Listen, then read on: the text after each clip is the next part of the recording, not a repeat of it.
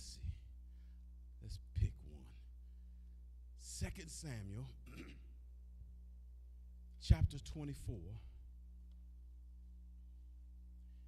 And some of you, I know, with your high-powered cell phones and Bibles, going to cross-reference me at 1 Chronicles chapter 21.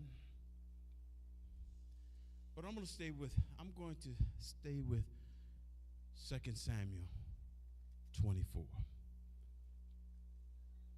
There are some alleged discrepancies between Samuel 24 and 1 Chronicles 21 as to the amount of monies that was exchanged and who did what to whom and that kind of thing, because in I believe in 1 Chronicles 21, it will talk about David being prompted or pushed by Satan.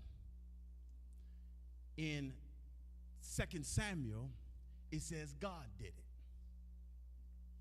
But I want you to know that God does not have to prompt you to do anything.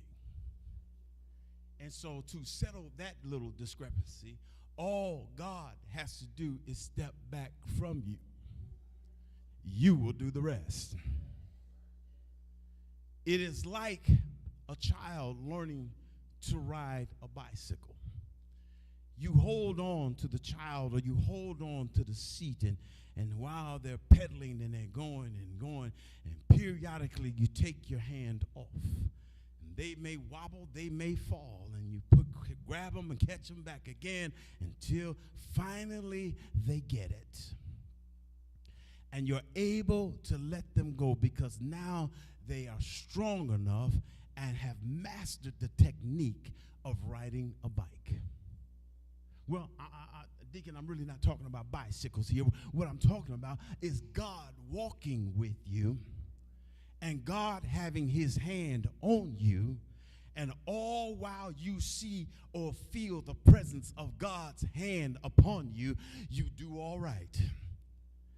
But the minute that God lets go of you, or the minute that you proclaim that you can't feel the presence of God, then we get a little wobbly. The minute that you don't get your instant prayer, your 7-Eleven prayer answered, where you can just go in and get, just dial a prayer. Just get something from God because you want it right now. And because you don't get it right now, you feel that God has moved away from you. And now we get a little shaky and we start to go back or revert to the things or the patterns that we used to do in our lives. And sometimes we stumble, and sometimes we fall, and sometimes God will catch us just before we fall and say, I was still here. And so